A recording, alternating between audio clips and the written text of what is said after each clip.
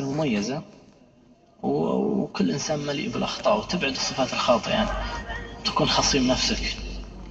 وعدم التأثير، يعني عدم تأثير الآخرين في كل أمور حياتك. يجب أن تكون لك شخصيتك المستقلة وتقدر تبني حياتك، وهذا هو الشاب صاحب المسؤولية. أتمنى شبابنا كلهم يكون صاحب المسؤولية. أيضا تثقيف نفسك، البحث عن تطوير وتنمية مهاراتك وقدراتك.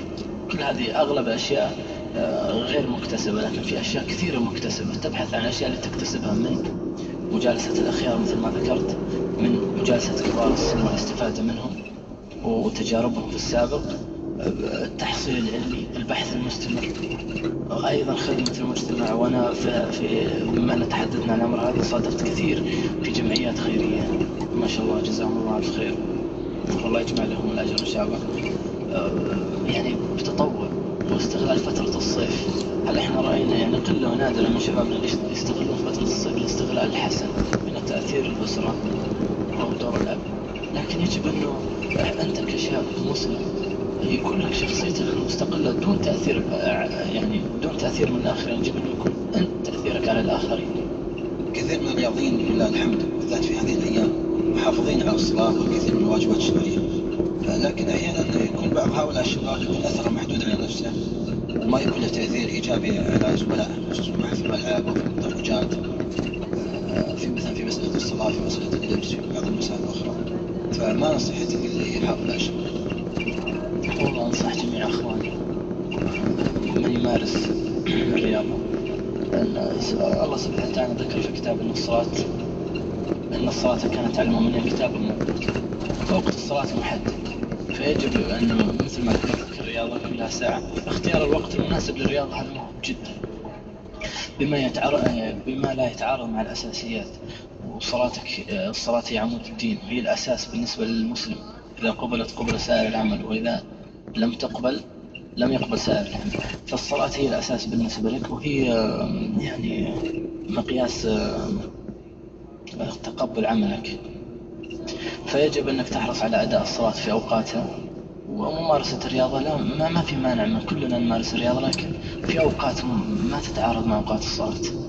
ووقت الصلاة معروف يعني، من تسمع الأذان خلاص ينتهي كل شيء، حتى الشغل ينتهي يعني. ما فأنا من حكم متابعة للشباب أنه في بعض الشباب فيهم خير، لكن هذه في نقطة أنا أحب أتحدث عنها، أنه في بعض الشباب فيهم خير كثير لكنهم سلبيين. يقول أنا أخاف زميلي أو صديقي يأخذ مني موقف، أو زميلي أنا أنحرج منه، أو هذا ما أعرفه معرفة تامة عشان أقول يلا مشينا نصلي.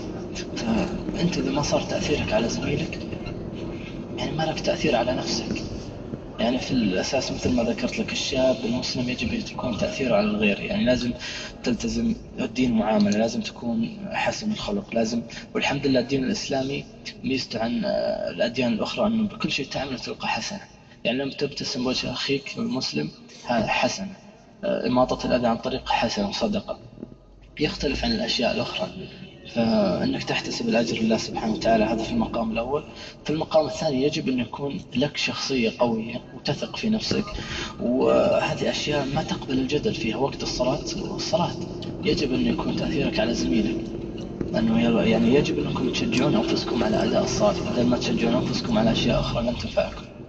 فمسألة قوة الشخصية والثقة بالنفس مهمة جدا للشاب المسلم، ولا لا يتحرج من أن مثلا ممكن صديقه أو زميله أو أحد أخوانه مثلا يأخذ منه موقف، لا يتحرج من هذا الشيء، عمل خير.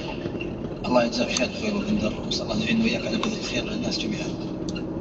أخ نواف، سؤال المادم له ظاهرة نرغب منك التعليق عليها.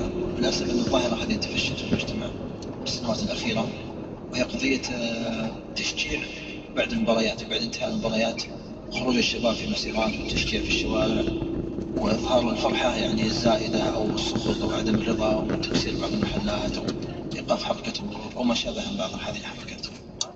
والله احنا رأينا موقف في إحدى المناسبات الرياضية بعد انتهاء المباراة.